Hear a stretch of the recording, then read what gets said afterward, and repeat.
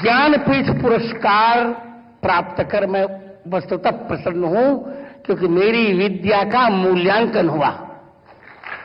श्रोताओं और मेरी बहन द्रौपदी मुर्मू, आप जानकर प्रसन्न होंगे कि ऐसी परिस्थिति में रहकर भी मैंने संस्कृत जगत को 4 महाकाव्य दिए। उनमें भी श्रव्य महाकाव्य तो सब लोग लिखते ही रहते हैं, पर संस्कृत में गीत महाकाव्य कोई नहीं था। मैंने गीत महाकाव्य दिया, गीत रामायण लिखकर, और गद्य में भी संस्कृत में कोई महाकाव्य नहीं था। मैंने दशावतार चरितम लिखकर गद्य महाकाव्य भी दिया। मित्रों,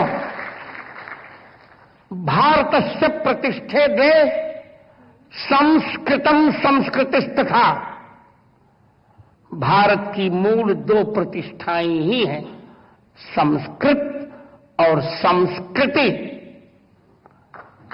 भारतीय संस्कृति संस्कृत में निहित है। मैं यह बताते हुए प्रसन्न हो रहा हूं कि इस बार जो हमारा ऑपरेशन सिंदूर संपन्न हुआ, उसमें वेद का एक मंत्र काम कर रहा था। आप सुनकर ताली बजाइए।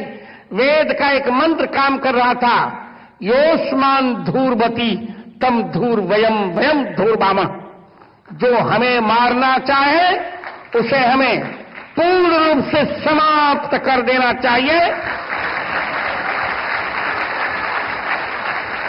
इसी वैदिक मंत्र को आधार बनाकर राष्ट्रपति महोदया के निर्देश पर मेरे मित्र भारत के यशस्वी प्रधानमंत्री नरेंद्र मोदी ने तीनों सेनाओं के सहयोग से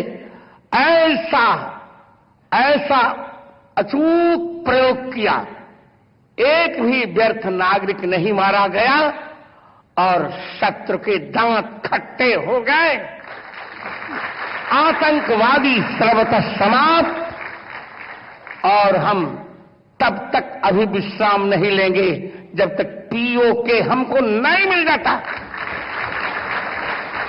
मित्रों, मैंने कुछ नहीं गाया। शेर, आप गंभीरता सुनिए। शेर, शायरी, कव्वाली कुछ नहीं गाया। मैंने मनोरंजन नहीं किया। आप मेरी बात सुनने देंगी महोदया को तो अच्छा लगेगा। मैंने मनोरंजन नहीं किया, मन का रंजन नहीं किया। अपनी साहित्यिक रचना से मैंने राष्ट्र रंजन किया है। और मैं ये मानता हूं कि राष्ट्र देवो भव की अवधारणा ही हमारी मूल अवधारणा है।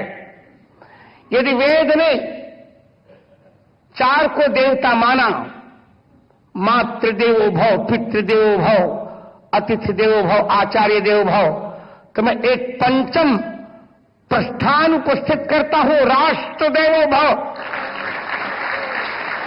हमारे वेद ने कहा, प्रादुर्भूतोस्मि राष्ट्रेस्मिन् कीर्तिमृद्धिम ददाति में। मित्रों, अपने 4 महाकाव्यों में मैंने कश्मीर की भी चर्चा की। जगत गुरु रामानंदाचार्य चरितम के 22वें सर्ग के 95वें श्लोक में मैंने स्पष्ट लिखा है, या कश्यप शास्त्र पुरा तपस्थली, या बोध बोधायन सद्वसुंधरा, सामेद्य कश्मीर मनोज्ञ मेदिनी, सामेद्य कश्मीर मनोज्ञ मेदिनी, समदृश्यते शोणित मांस मेदिनी।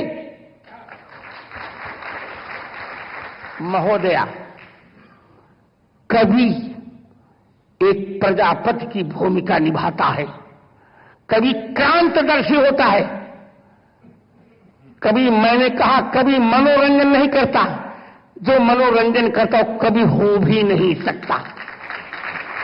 कवि के जीवन में भारतीय भविष्य की एक रूपरेखा होती है और मैंने वही किया। आपको आश्चर्य लगेगा, बार बार मुझे कहा जा रहा था दृष्टि बाधित।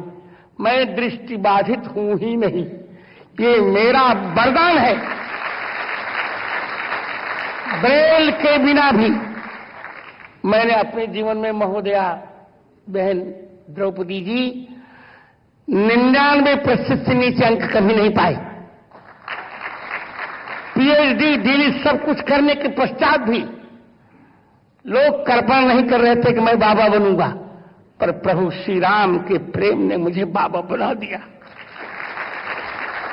क्योंकि राम कौन है ये सभी जानते हैं। रा का अर्थ होता है राष्ट्र और मां का अर्थ है मंगल। जिससे राष्ट्र का मंगल होता है वही है लोकाभिराम भगवान राम। महोदया, एक और जहां महर्षि वाल्मीकि ने वाल्मीकि रामायण की रचना की, भिन्न भिन्न रामायणें लिखी गई, वहीं उड़िया में एक बड़ा प्यारा ग्रंथ है वैदेहीश विलास। उसमें उपेंद्र भंज ने कहा, राम मंत्र न प्रभावे मोर कवित्व उदित। समझ रहा? मैं अधिक कुछ न कहकर 2 वाक्य और कहूंगा। इस देश को यदि आतंकवाद से मुक्त होना है तो इसे राम सापेक्ष राष्ट्रवाद की परिकल्पना करनी पड़ेगी। इस देश को यदि संप्रभुता संपन्न होना है तो भगवान राम के दिव्य गुणगणों को कविताबद्ध करना पड़ेगा। अष्टाध्यायी पाणिनि, एक बात और कर, पाणिनि अष्टाध्यायी पर आज तक किसी ने पूरा कार्य नहीं किया था। राष्ट्रपति महोदया, मैंने पाणिनि अष्टाध्यायी पर सबसे बड़ा ग्रंथ लिखा जो 10,000 पृष्ठों में है और जिसमें 55,000 मेरे निजी श्लोक हैं। एक बात और कहकर, मैंने अपने 16वें वर्ष की अवस्था में ही आजाद चंद्रशेखर पर खंड काव्य लिखा था। उसका एक श्लोक सुनाकर मैं चुप होऊंगा।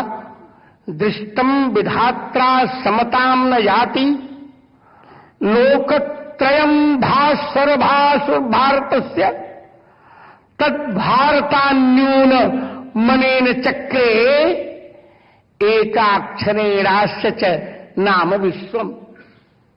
इसकी हिंदी है, ब्रह्मा ने देखा कि तीनों लोकों में भारत की किसी से तुलना नहीं की जा सकती। यह अद्वितीय और अजय है। इसीलिए ब्रह्मा ने भारत से एक अक्षर कम करके इस संसार का नाम विश्व रख दिया। उधर 3 अक्षर भारत, इधर विश्व। भारत का अर्थ होता है भायामृत, जो निरंतर ज्ञान के अन्वेषण में रत रहता है।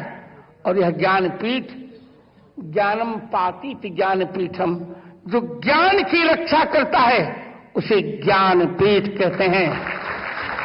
आप शुभकामना कीजिए कि जिस प्रेम से आपने मुझे ज्ञानपीठ पुरस्कार, 58वां ज्ञानपीठ पुरस्कार स्वतंत्र रूप से मुझे दिया है, मैं जीवन भर इस भारतीय आध्यात्मिक ज्ञान की रक्षा करता रहूं, जिसमें मेरे दर्शन, साहित्य, वेदांत, न्याय, वैशेषिक, सांख्य, योग, पूर्व मीमांसा, इन उत्तर मीमांसा, इन 6 दर्शनों की परिभाषा हो और मेरे अंतिम श्वास पर्यंत भारत मां की मेरी सरस्वती सेवा करती रहे। यह ज्ञानपीठ संस्कृत बोलने वाले, संस्कृत पढ़ने वाले, संस्कृत लिखने वालों को प्रेरणा दे, यही मेरी मंगल कामना।